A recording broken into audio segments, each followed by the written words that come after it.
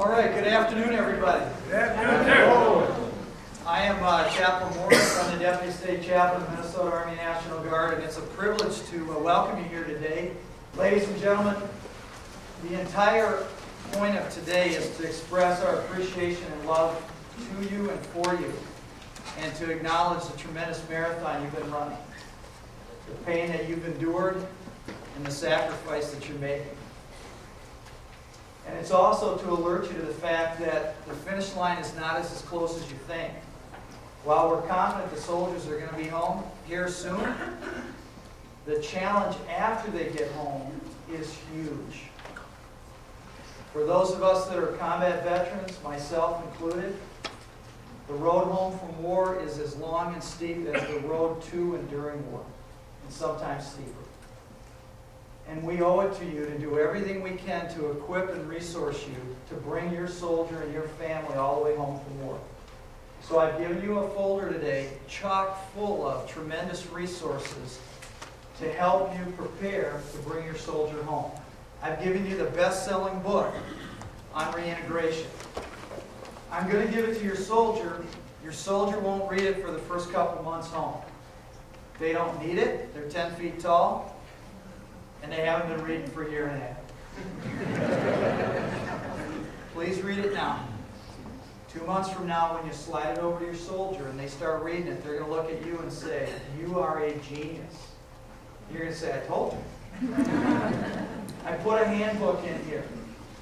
It's very simple to understand. It has to be. I'm a product of Mississippi Public Schools. It had to be readable. If you'll master this little book,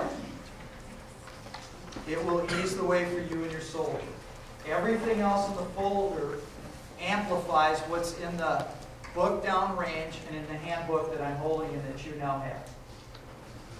The rest of today is flesh and body people explaining to you information that's outlined in the books and in your folder. Take everything off the menu that you can grab today. It's all gold, it's all good, and it's all for you and for your soldier. But when I look out over this audience, when I look into your eyes, I see a group of people who've been running this marathon with me, who've been supporting their soldiers in theater for 15 months. I see a group of people that are tired. And you have reason to be tired, because you have been carrying a much heavier load than me.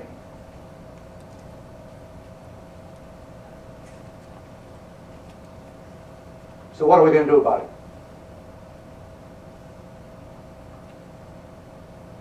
As an organization, we are going to redouble our efforts in reintegration. We are going to redouble our efforts at the community, local level. We are going to redouble our efforts at the state level, and we're going to redouble our efforts at the federal level. We are going to bring as many resources as we can possibly bring together to help each of you, to help me, and to help our loved ones in theater get to this new finish line.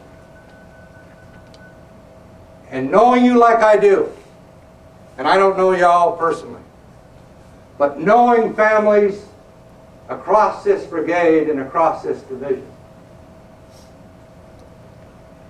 as I said in the beginning, you have tremendous courage, tremendous dedication, tremendous commitment and spirit. And we will get to this new finish line together. We've assembled a great, great team. And all you have to do is look around behind you. They are here to support you. They aren't here because we changed the finish line. They're here because we want to do the best possible job we can for you in the reintegration of your soldier back into your family, back into civilian life, back into their job as smoothly as possible. Several of you have asked me what the canoe's doing here on the podium it's because of the tropical winter we're having.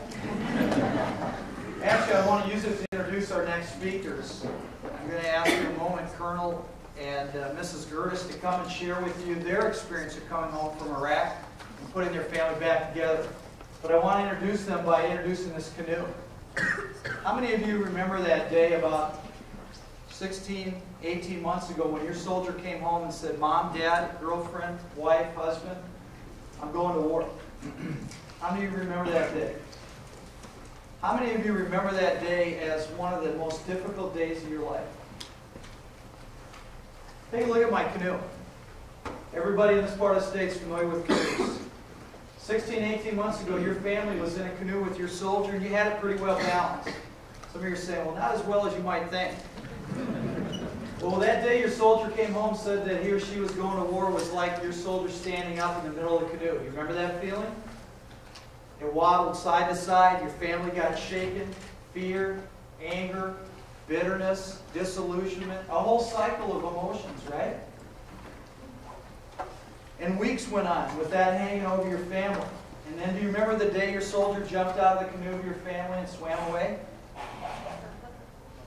How many of you have jumped out of a canoe in the middle of the lake, besides me? Well, what happens when you jump out of a canoe? It tips. Do you remember that day your family tipped?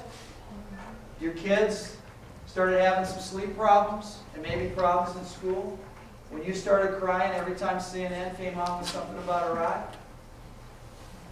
And your soldier swam off. Did anybody here feel like you were being abandoned? And a distance developed between you and your soldier that email and snail mail and webcasting can't bridge. And you've paddled this canoe with some water in it. Anybody here tired? Guess who's raring to swim back and get into your canoe? Now, how many people have ever got into a canoe in the middle of the lake? David, you and I. Hey, David, how hard is it to get in that canoe in the middle of the lake? It isn't easy. Ladies and gentlemen, putting your family back together again is not easy. Your soldier's going to grab the gunwale of this canoe and you